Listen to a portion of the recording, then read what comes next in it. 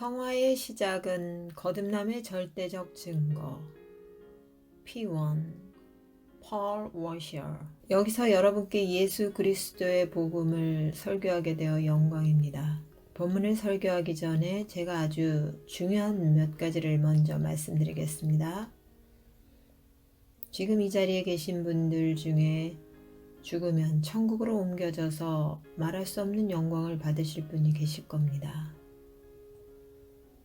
또 지금 이 자리에 계신 다른 사람들은 만약 죽으면 하나님의 심판을 받아 곧장 지옥으로 보내져서 그곳에서 하나님의 은혜는 다 거두어지고 자기 본래 속 모습인 괴물로 나타나게 될 것입니다. 복음을 전하는 우리 집회 강사들은 여기 여러분들을 즐겁게 하기 위해 오지 않았습니다. 우리는 세상에 잠시 있는 것들에 관해 말하려고 여기 온 게 아닙니다. 여러분이 어떻게 이 현재의 삶에서 최고의 삶을 살 것이냐가 아닙니다. 저는 오늘 밤 여러분의 자존감에 대해 관심 없습니다. 여러분의 지갑이나 은행 잔고가 어떠하든지 간에 대해 관심 없습니다. 제가 관심 가지는 것은 한 가지. 어느 날 여러분 각자 모두는 거룩하신 하나님 앞에 벌거벗은 채로 서서 심판을 받게 될 것입니다. 그것이 제가 가장 큰 관심입니다. 이것은 놀이가 아니죠. 복음은 문화적인 어떤 것이 아닙니다. 복음은 살아계신 하나님의 말씀으로 전해지는 것인데 예수 그리스도의 복음이요 삶과 죽음의 천국과 지옥의 문제입니다. 설교자에게 엄청난 짐은 사람들 앞에 서서 설교할 때 어떤 이들은 설교를 듣고 죽으면 천국에 갈 것을 압니다. 그런데 다른 사람들은 경고를 듣고 또 경고를 듣지만 그들은 귀담아 듣지 않고 그래서 죽으면 하나님의 진노를 받아서 영원히 지옥에서 지내게 된다는 것이죠. 이게 설교자에게 엄청난 짐입니다. 이것이 예수 그리스도의 복음을 전파하는 것이 어려운 이유입니다. 이제 본문으로 들어가기 전에 다른 한 가지를 더 말씀드립니다. 저는 특별히 여기 참석한 젊은이들에 대해 큰 짐을 느낍니다. 나이 드신 분들은 그리스도를 따르는 것이 무엇인지 아십니다.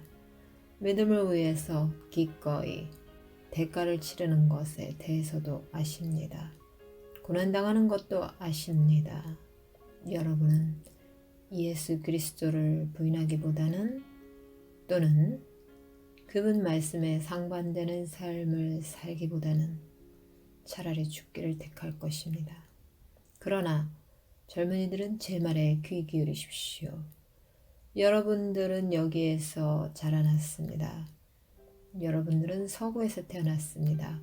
그런 여러분들은 매우 주의해야 합니다. 원래 기독교는 문화적인 것이 아닙니다. 원래 기독교는 여러분의 삶에 아주 작은 영역을 차지하지 않습니다. 원래 기독교는 여러분이 주일날에만 하는 어떤 행사가 아닙니다. 기독교는 여러분이 6일 동안 세상에서 마음대로 살다가 교회만 오면 되는 것이 아닙니다. 기독교는 여러분이 세상과 똑같이 내내 살다가 주일날에 교회에 오면 되는 것이 아닙니다. 만약 여러분이 그런 문화적 기독교 신앙을 가졌다면 여러분은 기독교 신앙을 가지지 않은 것이요 크리스천이 아닌 것입니다. 그래서 기독교 가정에서 자라는 것은 위험한 면이 있습니다. 기독교 지역사회에서 자라는 것도 위험한 면이 있습니다.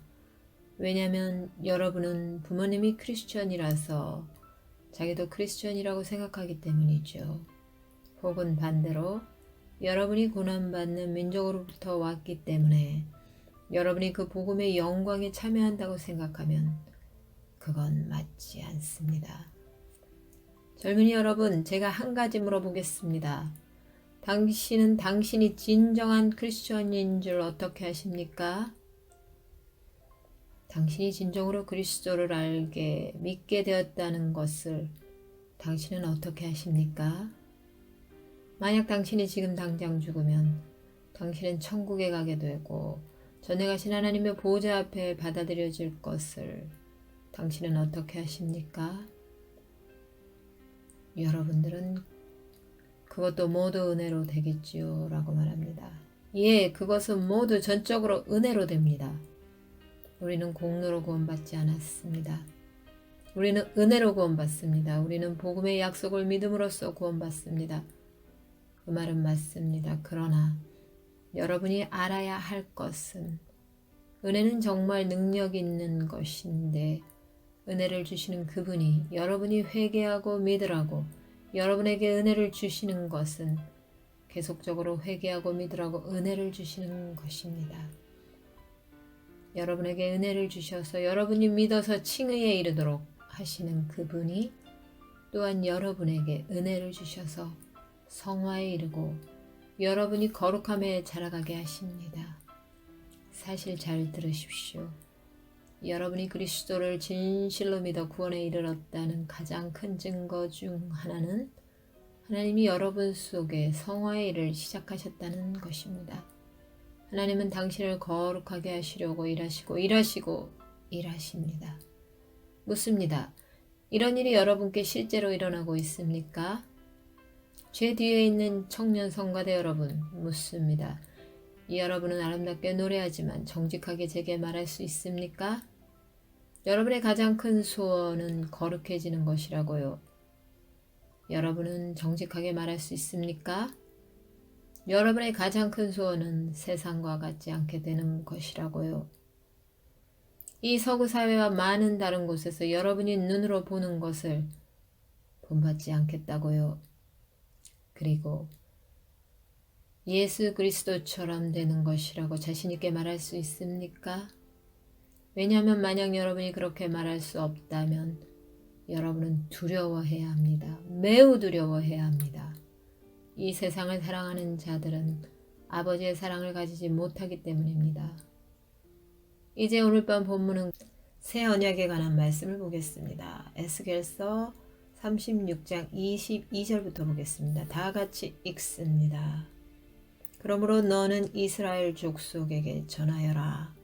나 주 하나님이 이렇게 말한다. 이스라엘 족속아, 내가 이렇게 하려고 하는 까닭은 너희들을 생각해서가 아니라 너희가 여러 나라에 흩어져서 가는 곳마다 더럽혀 놓은 내 거룩한 이름을 회복시키려고 해서다. 너희가 여러 나라에 흩어져 살면서 내 이름을 더럽혀 놓았으므로 거기에서 더럽혀진 내 큰 이름을 내가 다시 거룩하게 하겠다. 이방 사람들이 지켜보는 앞에서 너희에게 내가 내 거룩함을 밝히 드러내면 그때야 비로소 그들도 내가 주인 줄 알 것이다. 나 주 하나님의 말이다. 내가 너희를 이방 민족들 가운데서 데리고 나오며 그 여러 나라에서 너희를 모아다가 너희 나라로 데리고 들어가겠다. 그리고 내가 너희에게 맑은 물을 뿌려서 너희를 정결하게 하며 너희의 온갖 더러움과 너희가 우상들을 섬긴 모든 더러움을 깨끗하게 씻어주며 너희에게 새로운 마음을 주고 너희 속에 새로운 영을 넣어주며 너희 몸에서 돌같이 굳은 마음을 없애고 살갗처럼 부드러운 마음을 주며 너희 속에 내 영을 두어 너희가 나의 모든 율례대로 행동하게 하겠다. 그러면 너희가 내 모든 규례를 지키고 실천할 것이다. 지금부터 이 본문을 살펴볼 것입니다. 제가 말씀드렸듯이 이 구절은 새 언약의 약속입니다. 무슨 뜻입니까? 구약에서 특별히 선지서에서 우리는 미래의 희미한 모습을 볼 수 있는데 하나님이 장차 오실 메시아를 통해서 약속하신 것입니다. 메시아께서 위대한 일을 하실 것인데 그 일이란 새 백성을 창조하시고 이 새 백성은 구약 이스라엘 나라와는 다를 것이란 사실입니다. 왜냐하면 하나님의 법이 외적인 돌비에 새겨지지 않고 그들의 마음판에 새겨질 것이기 때문입니다.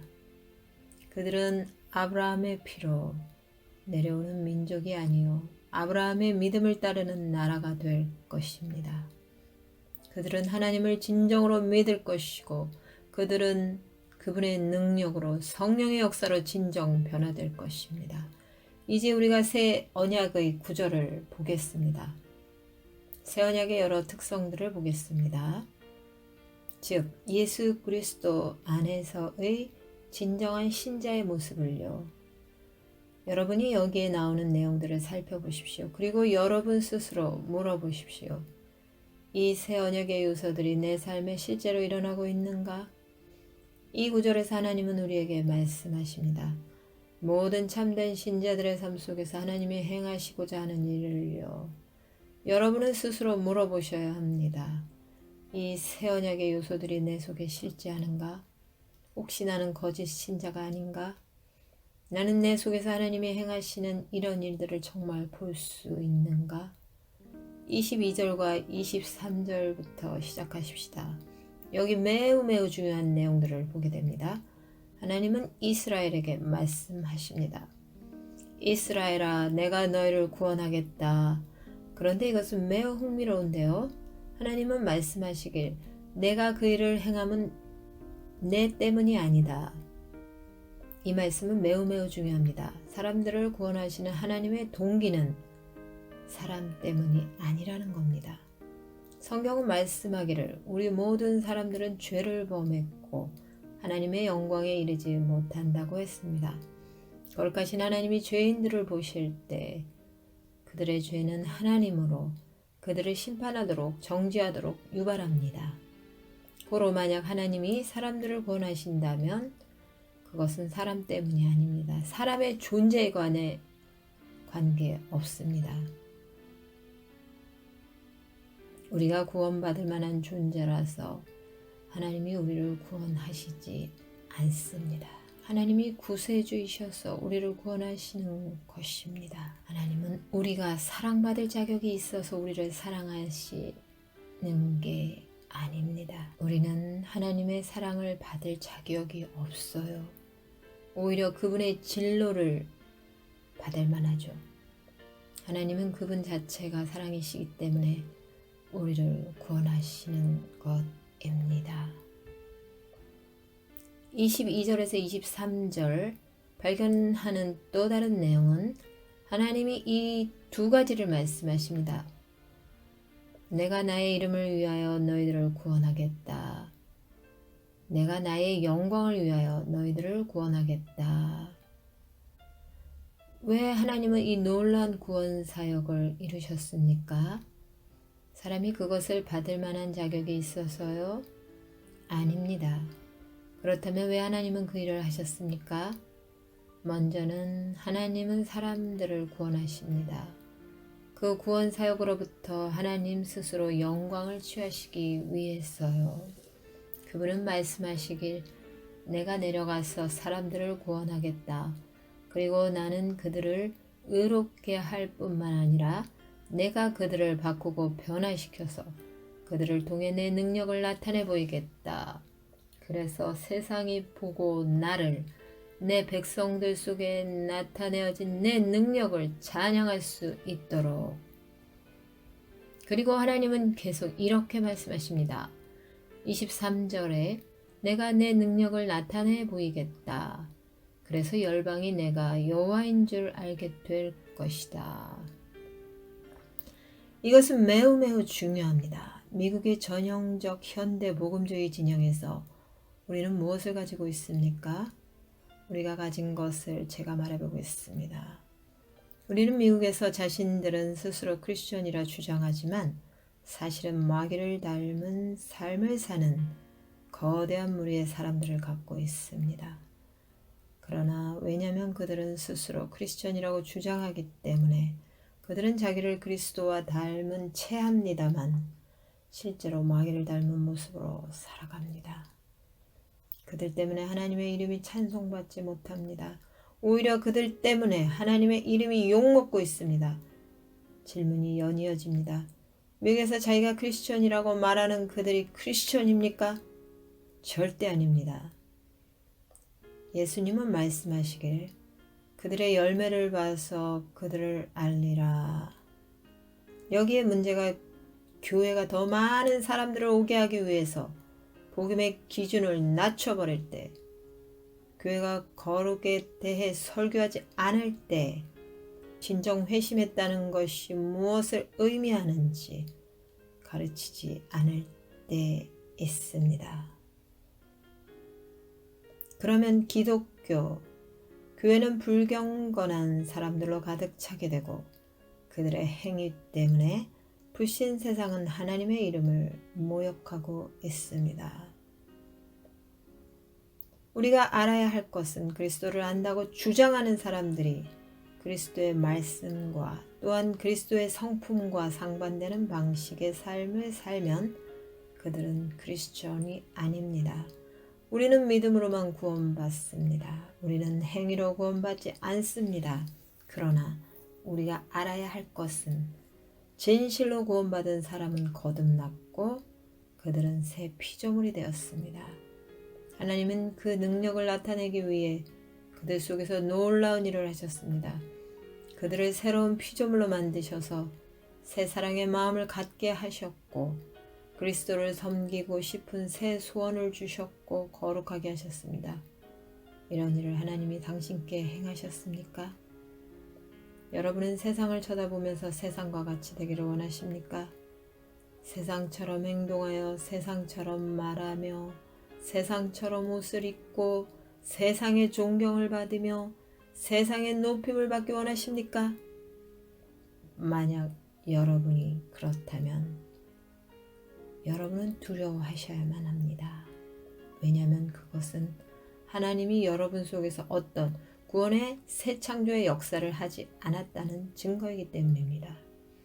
만약 하나님의 능력이 여러분의 삶에 보이지 않고 그래서 여러분을 더욱더 거룩함으로 인도하지 않는다면 여러분의 삶에는 하나님의 능력이 없고 하나님은 여러분의 마음을 중생시키지 않으신 겁니다.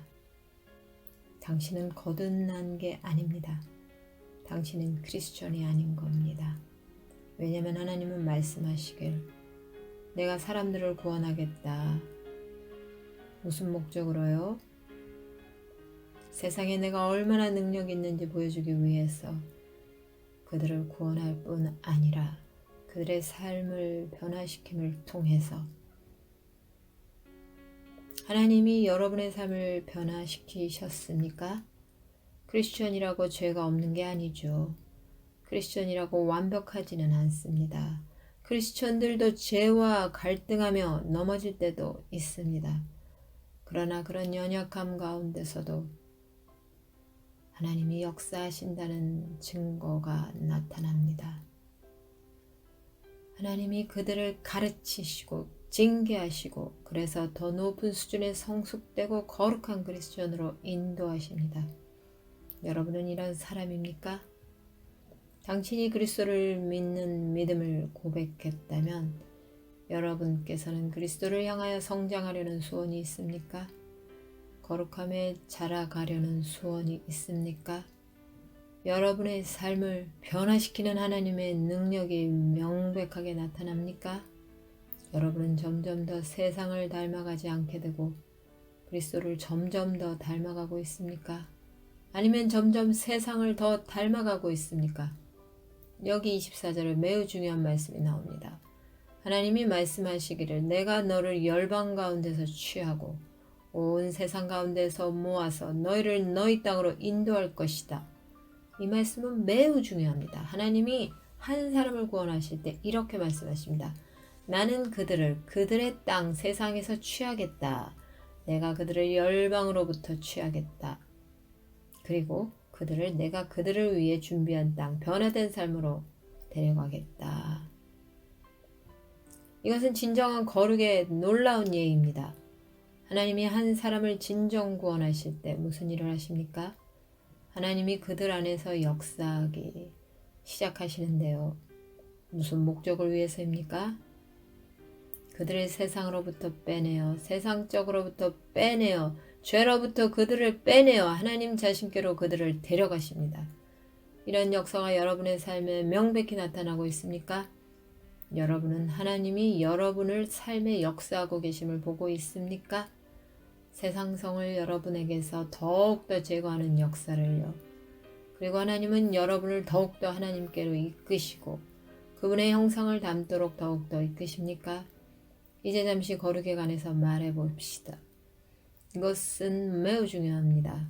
성경은 말씀하길 히브리서에 아무도 성결함, 거룩함이 없이는 주를 보지 못하리라. 무슨 뜻입니까? 만약 당신이 진실로 그리스도와 구원을 믿으면 하나님은 여러분 안에서 여러분을 거룩하게 만드시는 역사를 시작하실 것입니다.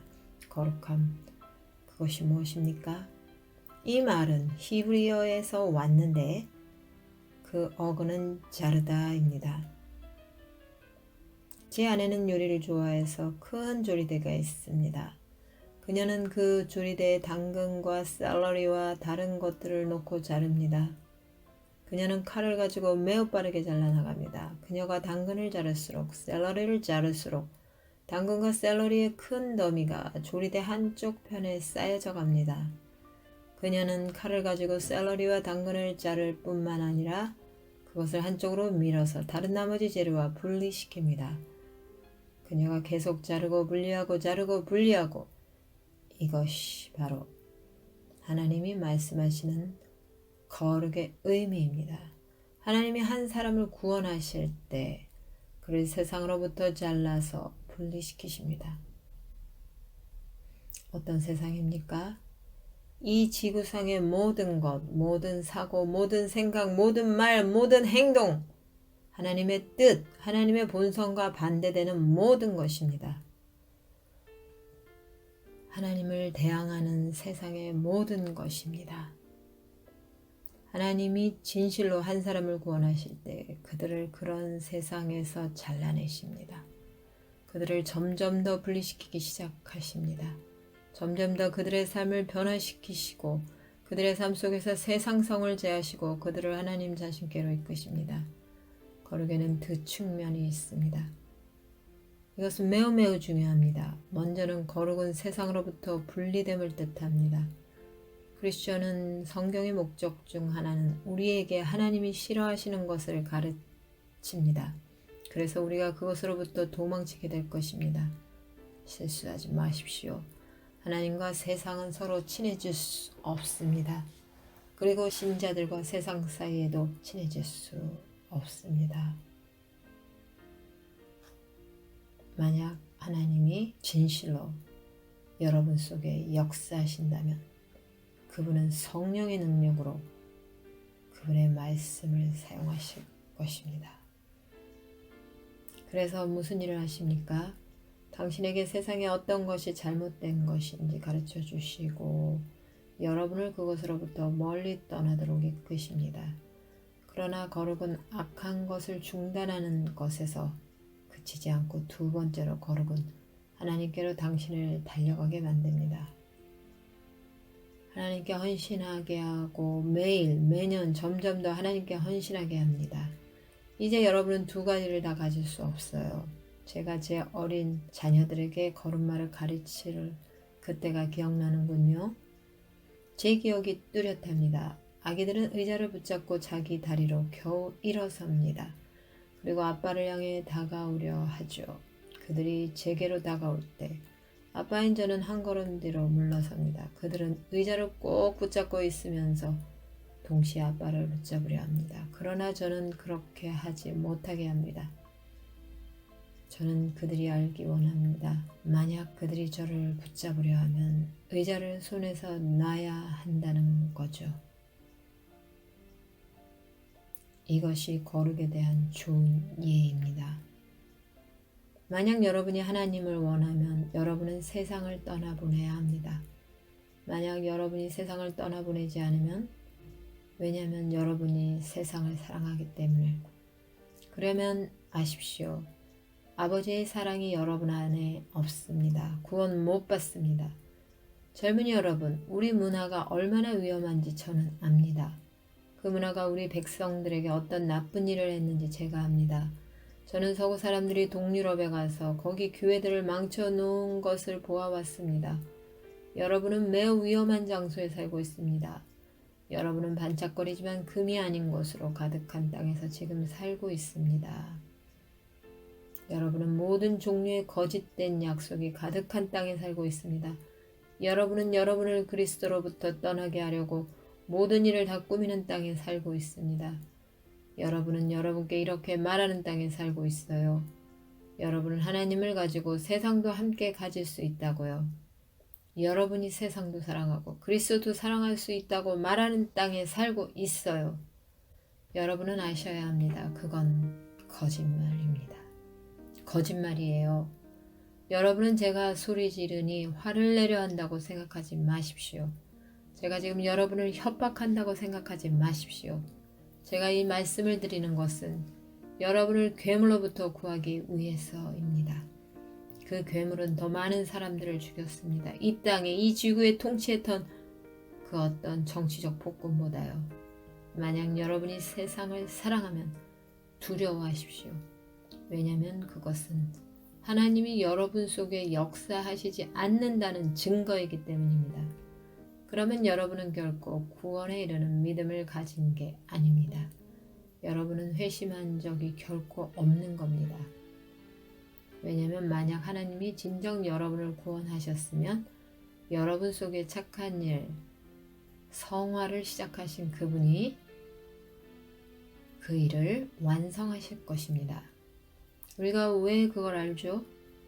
이것은 매우 중요한 진리입니다. 왜냐하면 하나님의 명성이 걸려있기 때문이죠. 기억하십시오. 하나님은 사람들을 구원하십니다. 하나님의 능력을 나타내 보여주기 위해서요. 그래서 만약 하나님이 당신 속에서 그 변화, 거룩의 역사를 시작하셨다면 그분이 그 일을 마치실 겁니다. 그분의 변화시키는 능력을 세상에 나타내 보여주시려고요. 제가 예를 들어 보겠습니다. 이스라엘이 외굽에서 나올 때 그들이 많은 죄를 지었고 그때 하나님은 모세를 시험하셨습니다. 이렇게 말씀하셨죠. 모세야 너는 물러서라. 내가 이 백성을 멸하겠다. 그리고 내가 너를 통해 한 민족을 새로 만들겠다. 그때 모세가 이렇게 중보합니다. 안 됩니다. 하나님, 만약 하나님이 이 민족을 멸하시면 대적들이 말하기를 비록 그들의 신이 그들을 애굽에서 인도해 낼 만큼 능력이 있었으나 그 신은 약속의 땅에 그들을 데려갈 만큼은 능력 있지는 못하구나 라고 비방할 게 아닙니까? 보십시오. 모세가 무슨 일을 했습니까? 그는 하나님의 명성을 염려했습니다. 저도 오늘 여기서 하나님의 명성을 염려합니다. 저는 여러분이 알기를 원합니다. 만약 하나님이 여러분을 죄의 정죄로부터 빼내셨다면, 만약 하나님이 진정 여러분을 구원하셨다면, 만약 여러분을 진정으로 믿음으로 의롭게 하셨다면 그 증거는 하나님이 여러분 안에서 여러분을 변화시키는 일을 계속해 나가신다는 것입니다. 왜요? 왜냐하면 모든 크리스천은 하나님의 능력을 나타내는 사람입니다. 하나님이 시작하신 그 일을 하나님은 마치실, 완성하실 것입니다. 왜냐하면 하나님의 명성이 거기에 달려있기 때문입니다. 우리가 알아야 할 것은 그리스도를 안다고 주장하는 사람들이 그리스도의 말씀과 또한 그리스도의 성품과 상반되는 방식의 삶을 살면 그들은 크리스천이 아닙니다. 우리는 믿음으로만 구원받습니다. 우리는 행위로 구원받지 않습니다. 그러나 우리가 알아야 할 것은 진실로 구원받은 사람은 거듭났고 그들은 새 피조물이 되었습니다. 하나님은 그 능력을 나타내기 위해 그들 속에서 놀라운 일을 하셨습니다. 그들은 새로운 피조물로 만드셨고 새 사랑의 마음을 갖게 하셨고 그리스도를 섬기고 싶은 새 소원을 주셨고 거룩하게 하셨습니다. 이런 일을 하나님이 당신께 행하셨습니까? 여러분은 세상을 쳐다보면서 세상과 같이 되기를 원하십니까? 세상처럼 행동하여 세상처럼 말하며 세상처럼 옷을 입고 세상의 존경을 받으며 세상의 높임을 받기 원하십니까?